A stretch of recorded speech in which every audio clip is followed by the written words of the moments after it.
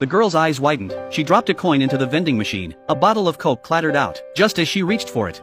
A stranger behind her snatched it first. He even made a show of drinking it right in front of her, but instead of getting angry, the girl obediently took the empty bottle from him. As she walked away, her face even broke into a happy smile, because last night, she had bought a Coke at the supermarket, but the moment she stepped outside, she realized she'd forgotten it. She rushed back inside to look, only to collide with a stranger at the entrance. When she spotted the Coke in his hand, she assumed he'd taken hers, so she grabbed it from him, drank it right in his face, then shoved the empty bottle back into his hands. With that, she turned and walked off, leaving the man standing there, stunned. Later, on the bus, she suddenly remembered her wallet was still at the store. With no other choice, she went back again, but when the cashier handed her both her wallet and her forgotten drink, it hit her she'd wronged that man. She frantically searched for him, wanting to apologize, but he was already gone. She thought that was the end of it, until fate brought them together again. The girl was the heiress of a prominent family. She often accompanied her father on inspections, but this time, she spotted a familiar face in the crowd, the stranger from before. Turns out,